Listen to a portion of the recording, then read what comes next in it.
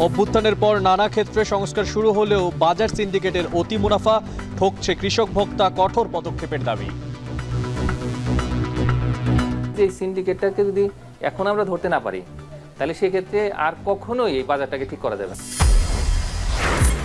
গুমের শিকার পরিবারগুলোকে পুনর্বাসন ও ক্ষতিপূরণ বিবেচনা রয়েছে সরকারের, বললেন আইন উপদেষ্টা। গুম প্রতিরোধে আইন করার পরিকল্পনা। একাদশ দ্বাদশের পাঠ্য বইয়ে পরিবর্তন, শেখ মুজিবের 52 দিনগুলো বাদ দলীয় এজেন্ডা থেকে বেরিয়ে সঠিক শিক্ষাদানের উদ্দেশ্য। সিলেবাস কারিকুলাম যাতে এটা একটা কোনো দলের সম্পত্তি না হয়ে ওঠে। যে রাজনৈতিক সরকারই আসুক তারা একচোখা হয়ে যায়, এই একচোখাটা না হয়ে সর্বজনীনভাবে যদি এটা করা যায় সেটা অবশ্যই উত্তম।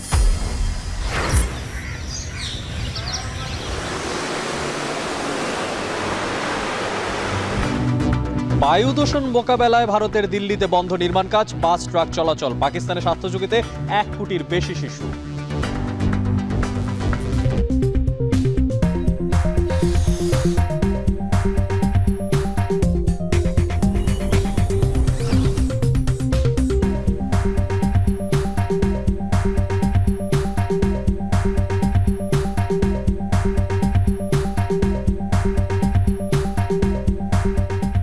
স্বাগত এখন ঢাকায়। পুরো আয়োজনে আপনাদের সঙ্গে আছি আমি মশিউর অনেক।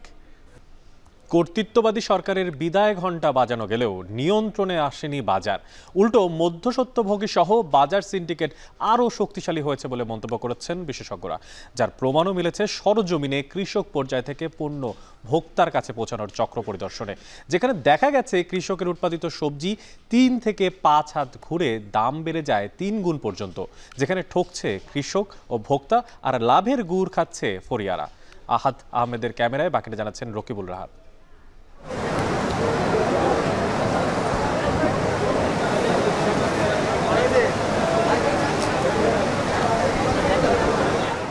প্রাকৃতিক দুর্যোগ এবং অন্যান্য অজুহাত দেখিয়ে মাত্র কিছুদিন আগেই রাজধানীর খুচরা বাজারে অধিকাংশ সবজি সেঞ্চুরি হাঁকিয়েছিল।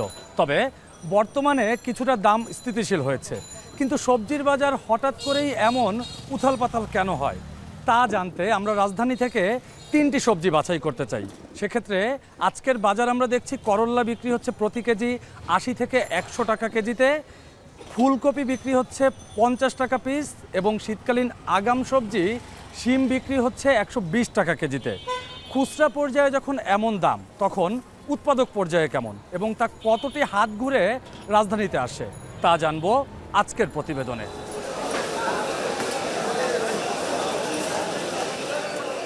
ঢাকার বাজারে প্রায় সব ধরনের সবজি আসে দেশের অন্যান্য জেলা থেকে। বাজার বিশ্লেষণে তাই আমরা বেছে নিলাম ঢাকার প্রতিবেশী জেলা মানিকগঞ্জকে। পাতার শরীরের শিশির ভাঙেনি তখনও, অথচ ভোরের আয়েশি ঘুমে সমাপ্তি টেনে কৃষকের মাঠে মাঠে ব্যস্ততা করছেন ফসলের পরিচর্যা।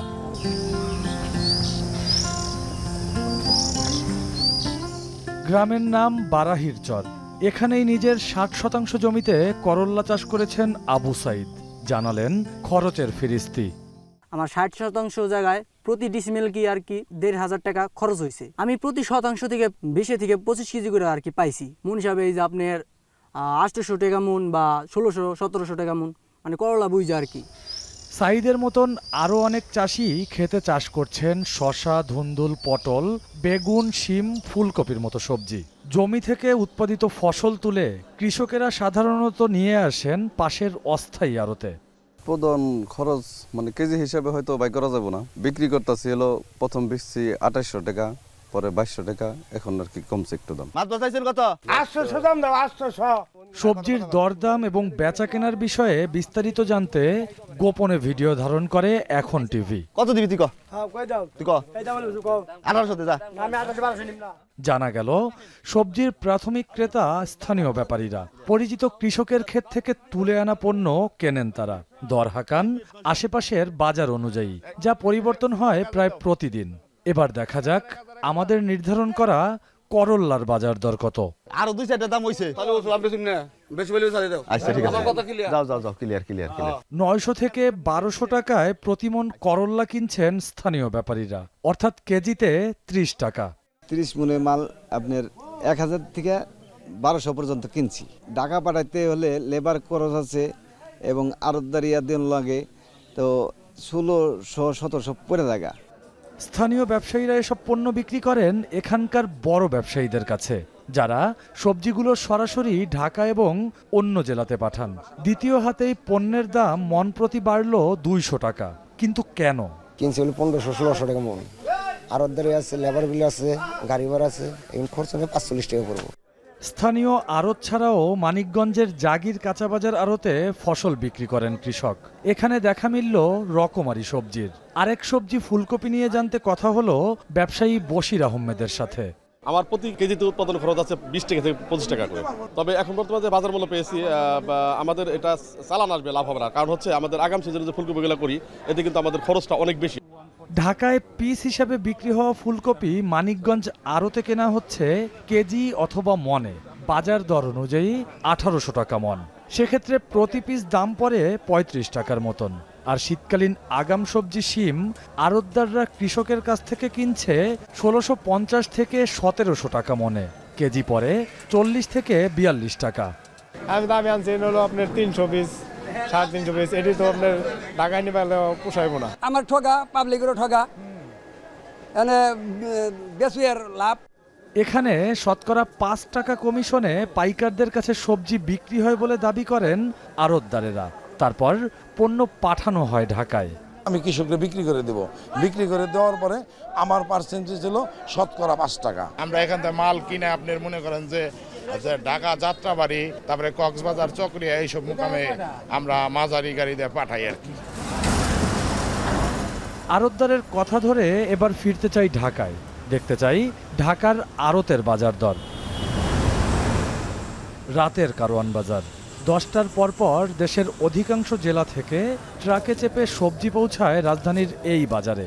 এবার জানতে চাই স্থানীয় আড়তের সবজির দামের সঙ্গে কতটা ফারাক ঢাকার আড়তের। বাজার ঘুরে দেখা গেল কারওয়ান বাজারের কিছু কিছু সবজি বিক্রি হয় 5 কেজিতে 1 পাল্লা হিসাবে। ফুলকপি, লাউ, চালকুমড়ার মতন সবজি শতক বা 20 হিসাবে। এখানে করল্লা মানভেদে মিলছে 400 টাকা পাল্লা, কেজিতে 80 টাকা। শিমের পাল্লা 480 থেকে 500 টাকা, কেজিতে প্রায় 100। কারওয়ান বাজারে মানিকগঞ্জের ফুলকপি পাওয়া গেল না। এর চেয়ে মানে এবং আকারে ছোট লালমনিরহাটের প্রতি পিসের ফুলকপির বাজার চলছে 32 থেকে 35 টাকায়। ওখানে লেবার খরচ পার পিস মনে করেন 1 টাকা 1.5 টাকা পিস পড়ে যায়, গাড়ি ভাড়া 3 টাকা 4 টাকা পিস পড়ে, তারপর ওয়েস্টেজ আছে, এগুলি সব মিলে দেখা গেছে যে 28-30 টাকা 32 টাকা পড়ে যায়। 400 টাকা পাল্লা, 80 টাকা পাইকারি, আরও খরচ আছে কেজি তো 2 টাকা। ঠিক আছে, আপনার মিন্তি খরচ আছে, গাড়ি ভাড়া আছে, ঘাটতি আছে। বাজার বিশ্লেষণে দেখা গেল কৃষক পর্যায় থেকে ঢাকার খুচরা ব্যবসায়ীদের হাতে পণ্য পৌঁছায় কম বেশি 5টি হাত ঘুরে, যেখানে আছে নানা ধরনের সিন্ডিকেট। আর এতে উৎপাদন মূল্যের দ্বিগুণ বেড়েছে সবজির দাম। ক্যামেরায় স্বীকার না করলেও কয়েকজন পাইকার জানান, কারওয়ান বাজার ও ঢাকার অন্যান্য পাইকারি বাজারে ট্রাক থামলেই মাল ভাঙার খরচ গুনতে হয় 2000 টাকা। এছাড়াও পরিবহন ও লেবার খরচের অজুহাত দিলেন তারা। আমার এক গাড়ি মাল বেচতে ভর্তি কাটা বেচা কিনা মানে শেষ হইব 21,000 টাকা খরচ হইব। লেবারের মাল বস্তা ভর্তি খরচ নেয়, আর পরে আপনার ময়লা হালা তারা 20 টাকা করে নেয়। ছাত্র জনতার অভ্যুত্থানের পর নানান সংস্কারের রব উঠলেও বাজার সিন্ডিকেটে পরিবর্তন আসেনি বলে মতামত দেন কনজিউমার্স অ্যাসোসিয়েশন অব বাংলাদেশ। ব্যবসায়ীদের বিরুদ্ধে কোনো আইনি পদক্ষেপ না নেয়ার কারণেই অযৌক্তিকভাবে পণ্যের দাম বৃদ্ধির অভিযোগ তাদের। দুর্ভাগ্যজনকভাবে যেটা মানুষের 18 কোটি মানুষের স্বার্থ জড়িত, সেটা হলো নিত্য প্রয়োজনীয় ভোগ্যপণ্যের বাজার ব্যবস্থাপনা। এখানে কিন্তু তারা সংস্কারের কোনো কথা বলে না। তো তার কারণে ব্যবসায়ীরা মনে করলো যে না, ঠিক আছে, আগে আমরা যেভাবে করেছি এটা এখন এবারও চলবে। প্রশাসনের অস্থিরতা ও দুর্বলতায় বাজার সিন্ডিকেট আরো শক্তিশালী হয়েছে বলে মন্তব্য করেছেন এই অর্থনীতিবিদ। যা ভাঙতে দরকার সরকারের কঠোর নিয়ন্ত্রণ। এখন যে বাজারের পরিস্থিতি, এই যে অস্বাভাবিক পরিস্থিতি যারা তৈরি করে রেখেছে, তাদের বিরুদ্ধে কি আমরা কোনো শাস্তিমূলক ব্যবস্থা দেখেছি? একটা অন্তত দৃষ্টান্তমূলক শাস্তি হতো, কারো লাইসেন্স ক্যান্সেল করে দেওয়া হতো। তো সেটা তো হচ্ছে না। তো এই কারণে কিন্তু তারা পার পেয়ে যাচ্ছে। আমি মনে করি যে এই সিন্ডিকেটটাকে যদি এখন আমরা ধরতে না পারি, তাহলে সেক্ষেত্রে আর কখনোই এই বাজারটাকে ঠিক করা যাবে না। ইতিমধ্যে সরকার টিসিবি এবং বেসরকারি উদ্যোগে পণ্য বিক্রির মাধ্যমে সমান্তরাল বাজার সৃষ্টির ব্যবস্থা করেছে। তবে সিন্ডিকেট দমাতে না পারলে স্থায়ী সমাধান আসবে না বলে শঙ্কা বাজার অর্থনীতিবিদদের। রকিবুল রাহাত, এখন, ঢাকা। রাজধানীতে মাছের বাজার পরিস্থিতির খোঁজ রাখছেন সানি মৃধা। রাজধানীর কাউরান বাজার থেকে যুক্ত হচ্ছেন তিনি। সানি, যে চাষের মাছ ও সামুদ্রিক মাছের যে বাজার দর সেটা আজকে কেমন দেখতে পাচ্ছেন বাজারে ঘুরে?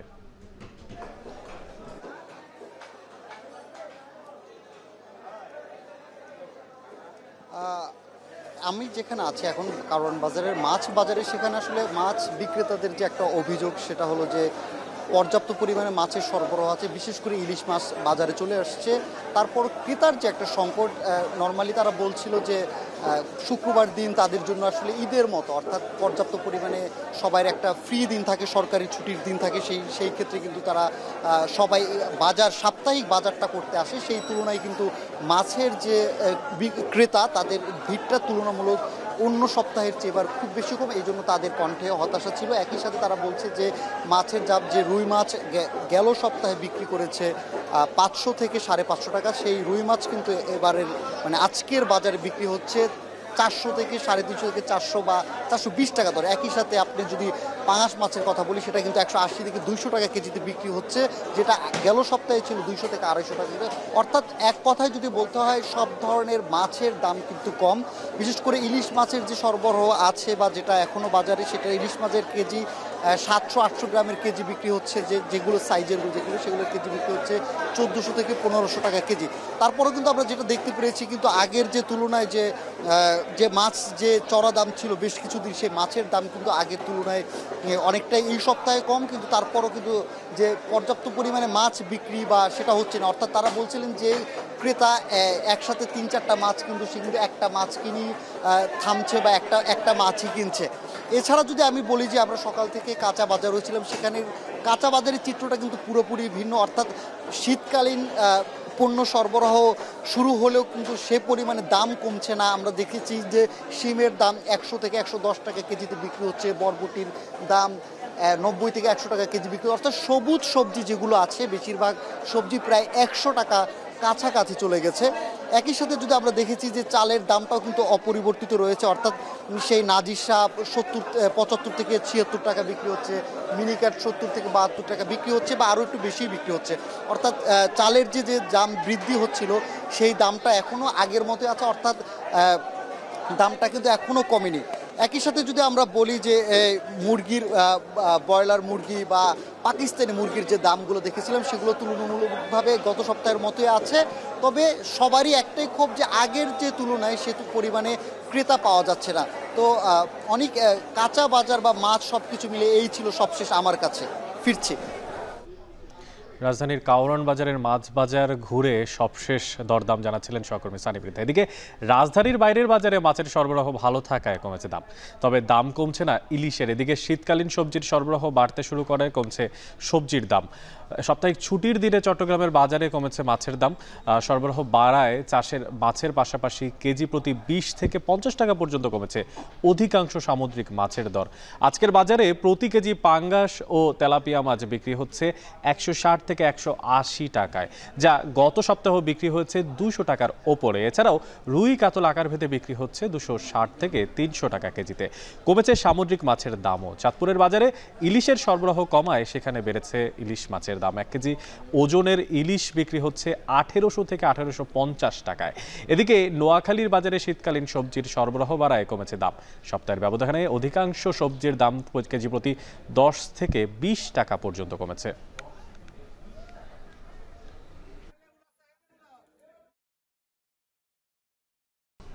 রাজধানীর মিরপুর 11 সংলগ্ন মিল্লাত বিহারি ক্যাম্প থেকে 26 জন মাদক ব্যবসায়ীকে গ্রেফতার করেছে যৌথ বাহিনী।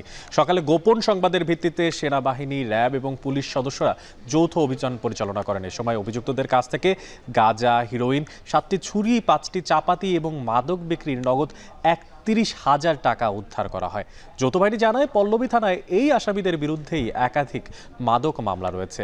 প্রয়োজনীয় জিজ্ঞাসাবাদের জন্য পল্লবী থানা পুলিশের কাছে তাদেরকে হস্তান্তর করা হয়েছে। 5 আগস্টের অভ্যুত্থানের পর বদল এসেছে একাদশ দ্বাদশ শ্রেণীর পাঠ্য বইয়ে। বাদ দেওয়া হয়েছে শেখ মুজিবুর রহমানের লেখা 52 দিনগুলো, আর শেখ কামালের যে জীবনী সেটাও গিয়েছে বাদ। তবে রেখে দেওয়া হয়েছে 7ই মার্চের ভাষণ। ইংরেজি বইয়ে সম্পূর্ণ নতুন পাঠ্য যুক্ত করা সহ আইসিটি বইয়েও এসেছে নানা পরিবর্তন। পাঠ্য বইয়ের পরিমার্জনের বিস্তারিত তুলে ধরেছেন সহকর্মী ফরহাদ বিন নূর। অন্তর্বর্তী সরকার দায়িত্ব গ্রহণের পর হাত দিয়েছে শিক্ষা সংস্কারেও। একাদশ দ্বাদশ শ্রেণীর পাঠ্য বইয়েও আনা হয়েছে সংযোজন বিয়োজন। ঠিক কোন বইয়ে কি কি সংযোজন বিয়োজন করা হলো আজকে সেটি জানানোর চেষ্টা করব। একাদশ দ্বাদশ শ্রেণীর সাহিত্য পাঠ বই থেকে বাদ দেওয়া হয়েছে শেখ মুজিবুর রহমানের লেখা অসমাপ্ত আত্মজীবনীর অংশ 52 দিনগুলো। একইভাবে বাদ দেওয়া হয়েছে মোহাম্মদ জাফর ইকবালের মহাজাগতিক কিউরেটর। এছাড়া কবিতা দিলওয়ারের মানুষ সকল সত্য আর মহাদেব সাহার শান্তির গানও বাদ পড়েছে।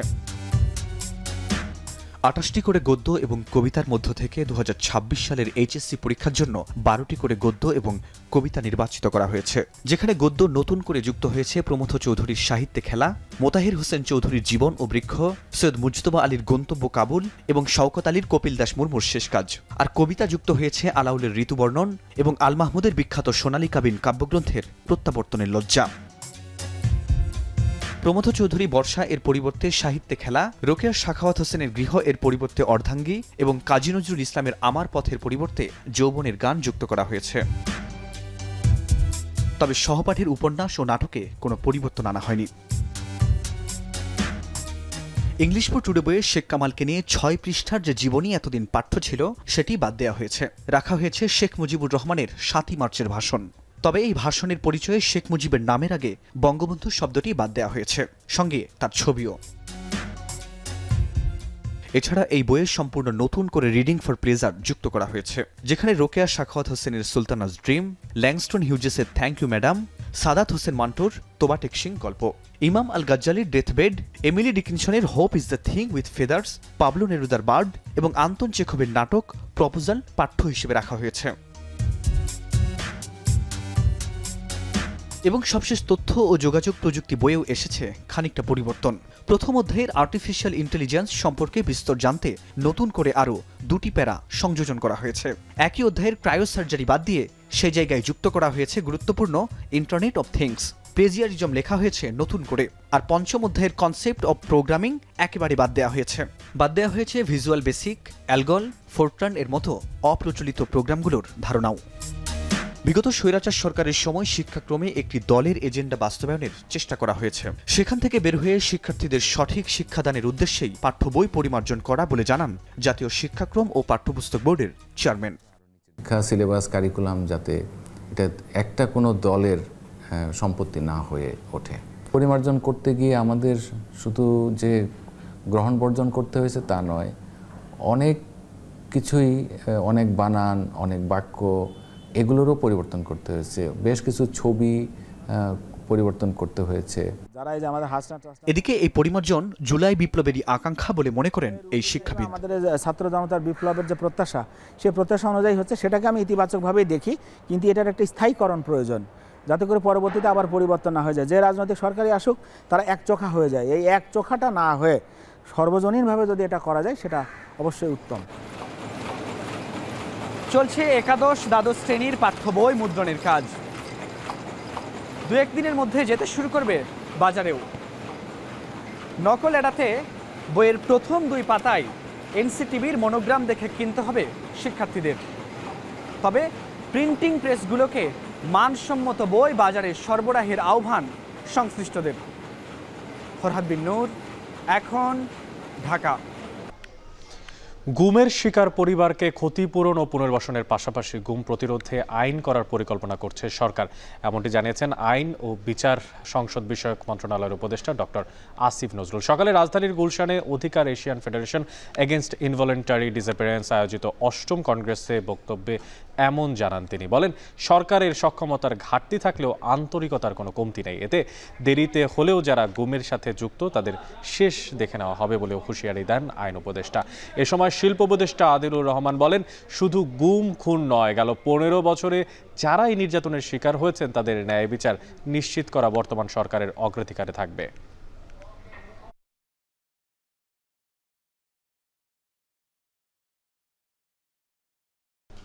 শ্রীলঙ্কার পার্লামেন্ট নির্বাচনে সংখ্যাগরিষ্ঠতা অর্জন করেছে প্রেসিডেন্ট অরুণা কুমারা দিশানায়েকের জোট এনপিপি। 225টি আসনের মধ্যে 123টি আসনে জয় পেয়েছে জোটের সদস্যরা, অথচ এর আগের পার্লামেন্টে মাত্র 3টি আসন ছিল এনপিপি জোটের। গেল সেপ্টেম্বরে প্রেসিডেন্ট নির্বাচিত হবার পর জনগণের ম্যান্ডেট পাবার লক্ষ্যে পার্লামেন্ট ভেঙে দেন দিশানায়েকে। এবারের নির্বাচনে ভোটার ছিল 1,71,00,000, যার মধ্যে 62% ভোট পেয়েছে এনপিপি জোট। বিরোধী দল এসজিপি ভোট পেয়েছে মাত্র 18%।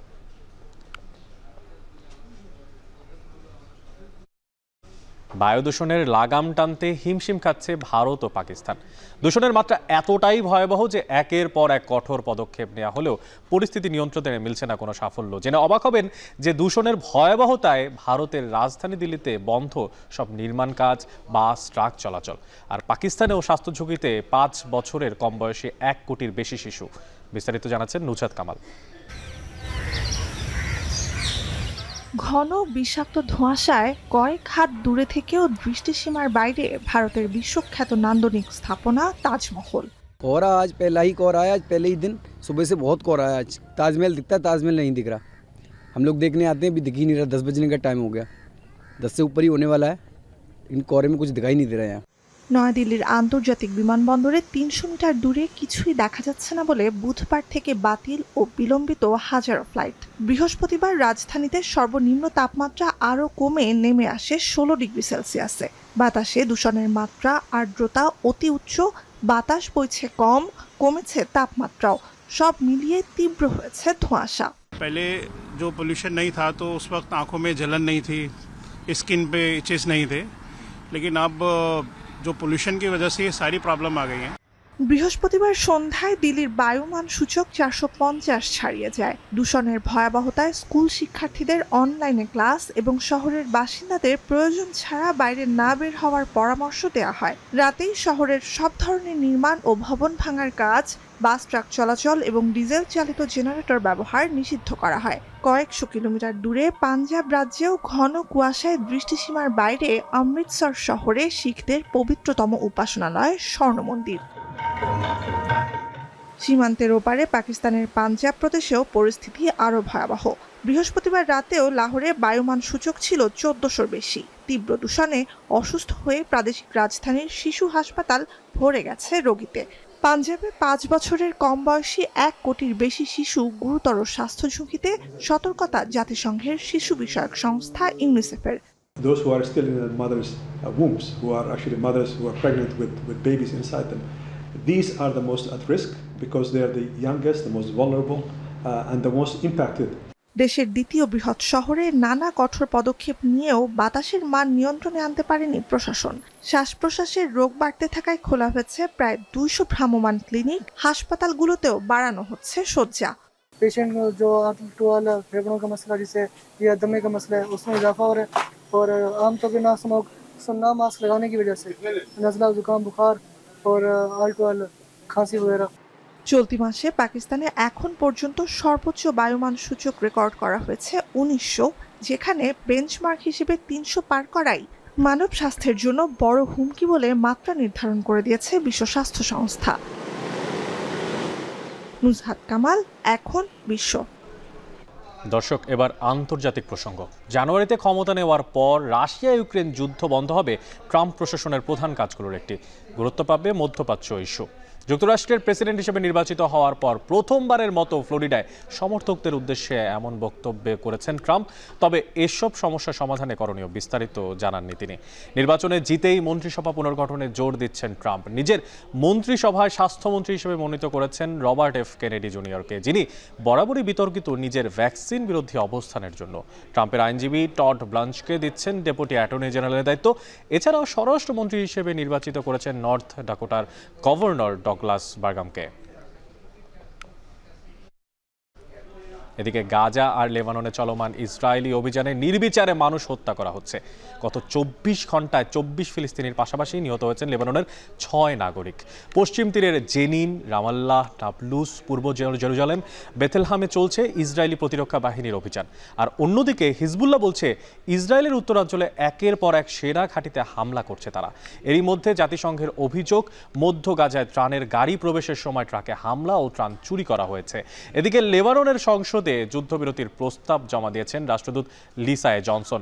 গাজা লেবাননের পাশাপাশি সিরিয়ার দামেস্কে আইডিএফ এর হামলায় প্রাণ গেছে 15 সিরিয়ান নাগরিকের। যদিও ইসরায়েল বলছে সশস্ত্র বাহিনী লক্ষ্য করে হামলা করা হয়েছে।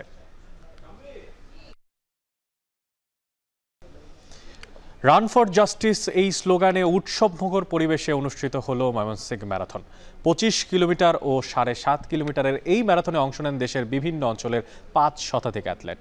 ময়মনসিংহ নগরীর জয়নুল পার্ক থেকে শুরু হয়ে বিভিন্ন সড়ক প্রদক্ষিণ করে বাংলাদেশ কৃষি বিশ্ববিদ্যালয় কলেজ মাঠে শেষ হয় এই প্রতিযোগিতা। ম্যারাথনের মিডিয়া পার্টনার ছিল এখন টেলিভিশন। বাকিটা জানাচ্ছেন হারুনুর রশিদ। ম্যারাথনে অংশ নিতে মধ্যরাত থেকেই অ্যাথলেটরা জড়ো হতে থাকেন স্টার্টিং পয়েন্ট ময়মনসিংহ নগরীর জয়নুল পার্কে। শুক্রবার ভোর 5:30টায় যখন দৌড় শুরু হয় ততক্ষণে অংশগ্রহণকারীর সংখ্যা 500 ছাড়িয়েছে। সুস্থতা, শরীর গঠন এবং মানসিক প্রশান্তির জন্য প্রতিযোগিতায় অংশ নেন অ্যাথলেটরা। দুটি ক্যাটাগরিতে 12 বছর থেকে 7.5 কিলোমিটার এবং 18 বছর থেকে তধুরদরা 25 কিলোমিটার ম্যারাথনে অংশ নেন। জয়নুল পার্ক থেকে শুরু করে কেয়ার মার্কেট ঘুরে এসে বাংলাদেশ কৃষি বিশ্ববিদ্যালয় কলেজ চত্বরের ফিনিশিং পয়েন্টে দৌড় শেষ করেন 7.5 কিলোমিটার ক্যাটাগরিতে অংশগ্রহণকারীরা। 25 কিলোমিটারের অ্যাথলেটরা সুতিয়াখালী, ভাবখালী এলাকা ঘুরে এসে ফিনিশিং পয়েন্ট স্পর্শ করেন। ঢাকা, নারায়ণগঞ্জ, চট্টগ্রাম, রাজশাহী, ব্রাহ্মণবাড়িয়া সহ দেশের বিভিন্ন এলাকা থেকে অ্যাথলেটরা আসেন ম্যারাথনে অংশ নিতে। এই প্রথম ম্যারাথনে অংশগ্রহণ করলাম, ভেবেছিলাম পারবো না ফিনিশিং দিতে, কিন্তু আলহামদুলিল্লাহ দিতে পেরেছি। আমার টার্গেট ছিল যে আমি 1 ঘন্টা 50 মিনিট শেষ করব। আলহামদুলিল্লাহ আমি 1 ঘন্টা 49 মিনিট শেষ করছি। আমি এই ম্যারাথনে অংশগ্রহণ করে সর্বপ্রথম জেসিআই, তারপর থেকে ম্যারাথনের প্রতি আমার আগ্রহটা বেড়ে যায়। I was really very excited যে হচ্ছে এরকম একটা ইভেন্টে জয়েন করব এবং সাকসেসফুলি কমপ্লিট করছি। মানুষ যত এক্সারসাইজে থাকবে তত ভালো থাকবে, সুস্থ থাকবে। স্পেশালি মেয়েদের এক্সারসাইজ করাটা জরুরি। আমরা যদি সাফল্য অর্জন করতে চাই, সুস্থ থাকতে চাই, তাহলে অবশ্যই আমাদের দৌড়ের প্রয়োজন আছে। 25 কিলোমিটার ম্যারাথনে 1 ঘন্টা 38 মিনিট 15 সেকেন্ড সময় নিয়ে চ্যাম্পিয়ন হয়েছেন পাবনার ইমরান হাসান। আর 7.5 কিলোমিটার ক্যাটাগরিতে চ্যাম্পিয়ন ঢাকার আমির হোসেন আমু সময় নেন 29 মিনিট। বিজয়ী অ্যাথলেটরা জানান, ময়মনসিংহের সবুজে ঘেরা সড়ক এবং প্রকৃতির মাঝে দৌড়ানোর অভিজ্ঞতা ছিল অনন্য। 7.5 কিলোমিটার রান করেছি, আমি চ্যাম্পিয়ন হয়েছি। ময়মনসিংহে আমার এটা সেকেন্ড অডিশন। গত বছর আমি এখানে রান করেছিলাম, গত বছর ফার্স্ট রানার হয়েছি। আলহামদুলিল্লাহ রাস্তা ট্র্যাক অনেক ভালো ছিল, ভলান্টিয়ার সাপোর্ট অনেক ভালো ছিল, অর্গানাইজার ভালো। মূলত দূর হচ্ছে সুস্থতার জন্য। আমি নিজে সুস্থ থাকার জন্য দৌড়াই, আমার চারপাশের মানুষকে সচেতন রাখতে দৌড়াই। আয়োজকরা জানান, প্রাণ প্রকৃতি রক্ষা, সুস্থ মাদকমুক্ত সমাজ গঠন এবং ময়মনসিংহের পর্যটন স্পটগুলোর পরিচিতি দেশ বিদেশে বাড়াতেই এই আয়োজন। কিন্তু ম্যারাথন হচ্ছে এমন একটা স্পোর্টস যেখানে শত শত মানুষ, হাজার হাজার মানুষ একসাথে খেলতে পারে। এর মাধ্যমে শত শত মানুষের, হাজার হাজার মানুষের স্বাস্থ্যের উন্নতি হয়। যেমন এইবার আমাদের ম্যারাথনের থিম হচ্ছে রান ফর জাস্টিস। আমরা এই জাস্টিস শব্দটাকে ব্যবহার করেছি মানুষের প্রতি জাস্টিস, সকল প্রাণের প্রতি জাস্টিস, প্রকৃতির প্রতি জাস্টিস। ম্যারাথন সুষ্ঠুভাবে শেষ করতে নগরীর জয়নুল পার্ক থেকে সুতিয়াখালী পর্যন্ত সড়কে যান চলাচল বন্ধ করে দেয়া হয়। সড়কের মোড়ে মোড়ে মোতায়েন ছিল অতিরিক্ত পুলিশ। হারুনুর রশিদ, এখন, ময়মনসিংহ। 17 বছর আগে 2007 সালের এই দিনে ঘূর্ণিঝড় সিডরের আঘাতে লণ্ডভণ্ড হয় উপকূলীয় জেলা বরগুনা। সে ক্ষত বুকে নিয়ে আসার বসতি গড়ে তুলেছেন উপকূলীয় বাসিন্দারা। তবে দীর্ঘ সময় পার হয়ে গেলেও দুর্যোগ মোকাবেলায় টেকসই কোনো সমাধান মেলেনি এই প্রান্তিক জনগোষ্ঠীর কপালে। বিস্তারিত জানাচ্ছেন জিয়াদ মাহমুদ। ঘূর্ণিঝড় সিডরের ভয়াবহতা বোঝাতে পশ্চিমা গণমাধ্যম এটিকে আখ্যা দেয় আর severe cyclonic storm with core of hurricane winds হিসেবে। আঘাতের তীব্রতায় সেদিন মুহূর্তটি ধ্বংসস্তূপে পরিণত হয় প্রান্তিক এই জনপদ। বরগুনায় সিডরের প্রভাবে 15 থেকে 20 ফুট উচ্চতায় সৃষ্ট জলোচ্ছ্বাসে প্লাবিত হয় নিম্নাঞ্চল। ব্যাপক ক্ষতি হয় জানমালের। উপকূল জুড়ে সিডরের ক্ষয়ক্ষতির সে চিত্র আজও ভোলেনি উপকূলীয় বাসিন্দারা। 6 মাস তোমাকে খালি কানতে কানতেই গেছে, আর ওই মেয়ে ছোটরা পাই না, তখন বিরছেইছি খালি, যেখানে খোঁজ পাইছি সেখানে দৌড়ে গেছি। সিডর শুরু হওয়ার পর তো মাইয়েলো রাস্তায় উঠছি পর ওই মাইয়া দৌড়ি যে মেলা আসছে অন্য বাজছে বাজারে লগে হেবে চুল পেঁচাইছে। একজন মহিলা গর্ভবতী, তার পেটের ভিতরে একটা বাচ্চা প্রায় 7 মাস 8 মাস হয়েছে, সেটা ওই এক কবরে 2 জন রাখা হয়েছে। এই তো 30টা কবর এই জায়গায় দেওয়া হয়েছে। 15-20 মিনিটের মধ্যে দেখি আমরা আমাদের কোমর সমান পানি সেই আমাদের সিপিপি অফিসে, অর্থাৎ একটা ভয়ঙ্কর মানে মানে ওটা কি বলে সুপার সাইক্লোন যাকে বলে 220 কিলোমিটারের ঊর্ধ্বে এর তীব্রতা ছিল। 5 ক্যাটাগরির ঘূর্ণিঝড় সিডর আঘাত হানার পর স্থানীয়দের সহায়তা এগিয়ে আসে বিভিন্ন দাতা সংস্থা। তবে সেই সহায়তা একেবারেই নামমাত্র। শত শত কোটি টাকা বরাদ্দ আমরা শুনছি, কিন্তু আসলে বাস্তবে সেটা জনগণের কাছে সেটা পৌঁছায় নাই। শুধুমাত্র ছবি সর্বস্বই মানে ছিল তাদের এনজিওর সাহায্যের, মানে তাদের সাহায্যের ধরন। বাড়িঘর আমাদের ক্ষতি হয়, গরু বছর বন্যায় নিয়ে যায়, আবার নৌকাদুন একেবারে নিঃস্ব হয়ে যায়। তাদেরকে আসলে দেখে দুটো শুকনো মুড়ি, দুটো শুকনো সিরা। ঘূর্ণিঝড় তো দূরের কথা, জোয়ারের পানিতে টেকার মতো বেড়িবারটিও করা হচ্ছে না। তো এখানে যেটা বলা হচ্ছে যে সরকারের পক্ষ থেকে বরাদ্দ নেই, বরাদ্দ কম। আসলে যে বরাদ্দ দেওয়া হয় সেই বরাদ্দটা পুরোপুরি খরচ করা হয় না, সেখানে দুর্নীতি রয়েছে। প্রাকৃতিক দুর্যোগ মোকাবিলায় বরগুনায় এখনও নেই পর্যাপ্ত সাইক্লোন শেল্টার। পাশাপাশি জেলার 805 কিলোমিটার বেড়িবাঁধের ঝুঁকিপূর্ণ স্থান মেরামতে রয়েছে ধীরগতি। যদিও পানি উন্নয়ন বোর্ডের দাবি প্রকল্পের কাজ চলমান রয়েছে। 4 কিলো খুবই ঝুঁকিপূর্ণ। এই জায়গা থেকে যদি আমাদের ব্লকটা দেওয়া হয় তাহলে আসলে আমরা সবচেয়ে উপকৃত হই। যে সকল উপকূলীয় বাঁধ আছে সেই বাঁধগুলো বর্তমানে যে অবস্থা আছে সেগুলো পুনর্নিরীক্ষার মাধ্যমে আমরা বিল্ড ব্যাক বেটার কনসেপ্টের মাধ্যমে পুনর্গঠন এবং পুনঃসংস্কার করতে পারি। যেখানে বাঁধ নেই সেখানে বাঁধ যথাযথ হয়েছে কিনা এবং টেকসই হয়েছে কিনা সেই বিষয়গুলো সম্পর্কে আমরা আলোকপাত করতে পারি। সিআইপি প্রকল্প যেটা বিদেশি অর্থায়নে বাস্তবায়িত হয়েছে, একটা প্রকল্প বাস্তবায়িত হয়েছে এবং এর পরবর্তী ফেজ সিআইপি 2 প্রকল্প প্রস্তাবিত আছে। তো আসলে এই প্রকল্পগুলো যদি বাস্তবায়িত হয় তখন একটা স্থায়ী সমাধান হবে, কিন্তু আমাদের যেহেতু 805 কিলোমিটার বেড়িবাঁধ, এটাকে পুরোপুরি স্থায়িত্ব রূপ দিতে সময় লাগবে। ঘূর্ণিঝড় সিডর উপকূলবাসীর কাছে এক বিভীষিকার নাম। সরকারি হিসেবে এই ঘূর্ণিঝড়ে বরগুনায় প্রাণ হারায় 1345 জন, বেসরকারি হিসেবে যা আরও কয়েক গুণ। জিয়াদ মাহমুদ, এখন, বরগুনা। 88 বছর বয়সে দৌড়ে বিশ্বকে তাক লাগিয়েছেন গ্রিকের প্লাটাকাউস। বিখ্যাত গ্রিক ম্যারাথনের 12তম আসরে 42.195 কিলোমিটার দূরত্ব গেলবারের চেয়ে 18 মিনিট আগেই শেষ করেছেন এই দৌড়বিদ। অসাধারণ জীবন আদর্শে চলা এই বৃদ্ধ হয়েছেন তরুণদের পথ প্রদর্শকও। 88 বছরের এই অসাধারণ দৌড়বিদের বাকি গল্প জানাবেন শরীফ রওশন। ইচ্ছা শক্তি, তীব্র ইচ্ছা থেকে নানা অসম্ভবকে সম্ভব করার প্রয়াস চালান অনেকে। তবে কেউ সফল হন, কেউ আবার ব্যর্থ তালিকায় নিজের নাম লেখান। আবার হার না মানা লোকের সংখ্যাও কম নয়। এমনই একজন প্লাউটার্কাস।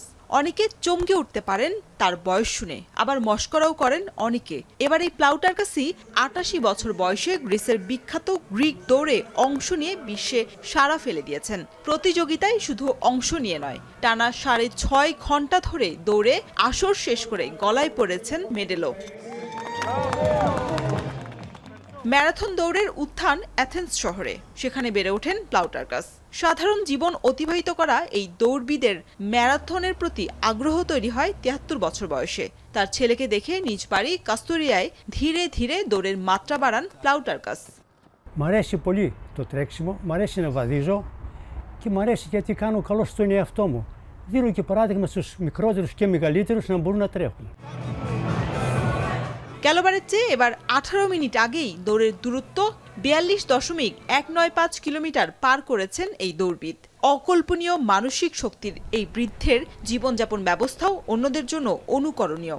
Olha para o mulher, deve perceber no teu conflito de liquid que tem com maratona. Não tu percebe, né? Eu já tinha muito percebe, se for borume, que esses borite na trexi. Isso ligou la borite. Aqui na tua celte.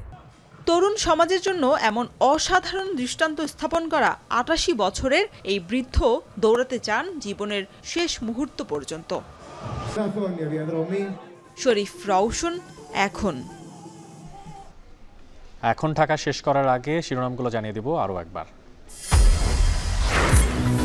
অভ্যুত্থানের পর নানা ক্ষেত্রে সংস্কার শুরু হলেও বাজার সিন্ডিকেটের অতি মুনাফা ঠকছে কৃষক ভোক্তা, কঠোর পদক্ষেপের দাবি। এই সিন্ডিকেটটাকে যদি এখন আমরা ধরতে না পারি তাহলে সেক্ষেত্রে আর কখনোই এই বাজারটাকে ঠিক করা যাবে না। গুমের শিকার পরিবারগুলোকে পুনর্বাসন ও ক্ষতিপূরণ বিবেচনায় রয়েছে সরকারের, বললেন আইন উপদেষ্টা। গুম প্রতিরোধে আইন করার পরিকল্পনা। We have already ratified the Convention Against Enforced Disappearance and we have ratified that convention without any reservation. একাদশ দ্বাদশের পাঠ্য বইয়ে পরিবর্তন, শেখ মুজিবের 52 দিনগুলো বাদ, দলীয় এজেন্ডা থেকে বেরিয়ে সঠিক শিক্ষাদানের উদ্দেশ্য। সিলেবাস কারিকুলাম যাতে এটা একটা কোনো দলের সম্পত্তি না হয়ে ওঠে। যে রাজনৈতিক সরকারই আসুক তারা একচোখা হয়ে যায়, এই একচোখাটা না হয়ে সর্বজনীনভাবে যদি এটা করা যায় সেটা অবশ্যই উত্তম।